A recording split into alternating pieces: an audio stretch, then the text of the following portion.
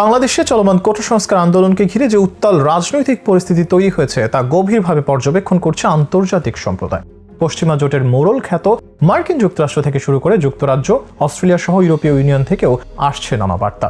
তারই ধারাবাহিকতায় চলমান আন্দোলনে ঘটে যাওয়া সহিংসতার ঘটনা এবার যুক্তরাজ্যের পার্লামেন্টে বাংলাদেশ সরকারের ওপর চাপ প্রয়োগের কথা জানিয়েছেন বাংলাদেশি বংশোদ্ভূত দুই নারী রাজনীতিবিদ রূপা হক ও আফসানা বেগম। ফলে আন্তর্জাতিক পরিমণ্ডলে বাংলাদেশের রাজনৈতিক পরিস্থিতি নিয়ে যেভাবে প্রচারণা চলছে তাতে বড় ধরনের সংকটের ইঙ্গিত মিলছে বলে মনে করেন বিশ্লেষকরা।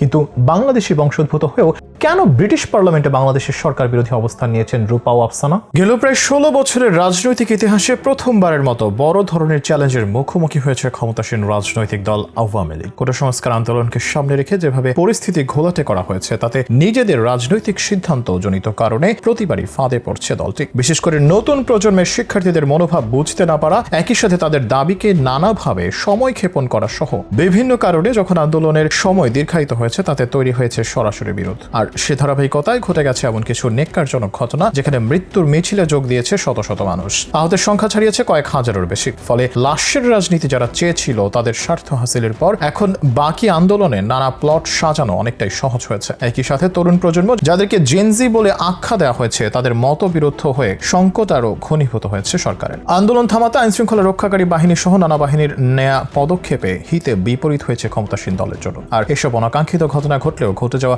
নিপীড়ন আর নির্যাতনের ব্যাপারে সোচ্চার হচ্ছে আন্তর্জাতিক সম্প্রদায়গুলো। ফলে এসব ঘটনা আন্তর্জাতিকভাবে তদন্ত এবং বিচার দাবি করতে গিয়ে আন্তর্জাতিক অপরাধ আদালত আইসিসিতে মামলা করার কথা উল্লেখ করেছেন কেউ কেউ। এর মধ্যে সরাসরি সরকারের উপর চাপ প্রয়োগের কথা জানিয়েছে ব্রিটিশ পার্লামেন্টের দুই নারী সদস্য, যারা আবার দুজনেই বাংলাদেশি বংশোদ্ভূত। যেখানে বাংলাদেশের বৈষম্য বিরোধী ছাত্র আন্দোলনকে ঘিরে সৃষ্ট সহিংসতা ও হতাহতের ঘটনায় স্বচ্ছ তদন্তের জন্য বাংলাদেশ সরকারের উপর চাপ সৃষ্টি করতে যুক্তরাজ্য সরকারের প্রতি আহ্বান জানিয়েছেন ক্ষমতাসীন লেবার পার্টির দুই পার্লামেন্ট সদস্য বাংলাদেশি বংশোদ্ভূত রূপা হক ও আফসানা বেগম। একই সঙ্গে বাংলাদেশের চলমান গণগ্রেপ্তার, আইন শৃঙ্খলা বাহিনীর জোরপূর্বক তুলে নিয়ে যাওয়া সহ মানবাধিকারের বিষয়ে পার্লামেন্টের নিম্নকক্ষ হাউস অব কমন্সে কথা বলেন দুই পার্লামেন্টের সদস্য। গত 30 জুলাই ব্রিটিশ পার্লামেন্টের অধিবেশনে অংশ নিয়ে রূপা হক ও আফসানা বেগম বাংলাদেশ পরিস্থিতি নিয়ে কথা বলেন। পার্লামেন্টের স্পিকারের উদ্দেশ্যে রূপা হক বলেন, আপনি ও আমি দুজনেই চীনের তিয়েনআনমেন স্কয়ারের ঘটনা মনে রাখার মতো বয়সে। বাংলাদেশে কোটা আন্দোলনকারীদের উপর প্রাণঘাতী বল প্রয়োগকে আমাদের সরকার যথাযথভাবে নিন্দা করেছে। এই ঘটনায় স্বচ্ছ তদন্তের চাপ তৈরির জন্য আমি কি অনুরোধ করতে পারি? রূপা হক আরো উল্লেখ করেন, আন্তর্জাতিক উপাদান থাকা সত্ত্বেও যে দেশ বহির্বিশ্বের সঙ্গে সব যোগাযোগ বন্ধ করতে পারে এবং সব প্রতিষ্ঠানকে তাদের স্ট্রম ট্রুপার এর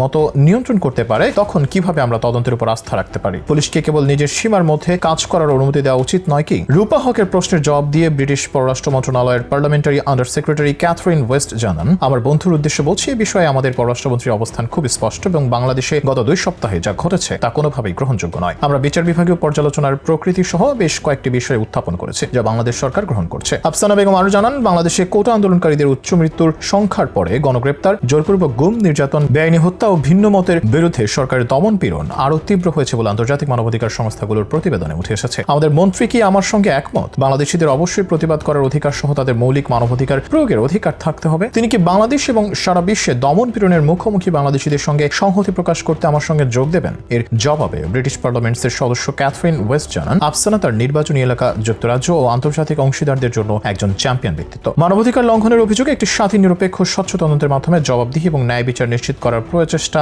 অব্যাহত রাখা হবে। এ প্রসঙ্গে আফসানা তার সামাজিক যোগাযোগ মাধ্যম এক্স হ্যান্ডেলে লিখেছেন, বাংলাদেশের মানুষের প্রতিবাদ করার অধিকার সহ মৌলিক মানবাধিকার চর্চার ক্ষমতা অবশ্যই থাকতে হবে। বাংলাদেশের মানুষ যে দমন পীড়নের মুখোমুখি, সেই সময় আমি তাদের পাশে আছি। অর্থাৎ বাংলাদেশ সরকারের এমন নিপীড়ন আর কর্তৃত্ববাদী আচরণের সুবাদে এসব নিয়ে সরাসরি আলোচনা হচ্ছে ভিন্ন ভিন্ন দেশের সংসদে। ফলে দেশে এবং দেশের বাইরে একই সাথে আলোচনা চলছে বাংলাদেশের কোটা সংস্কার আন্দোলন পরবর্তী হতাহতের ঘটনা নিয়ে, যেখানে সবার দাবি কোনোভাবেই এসব হত্যাকে বৈধতা দেওয়া যায় না।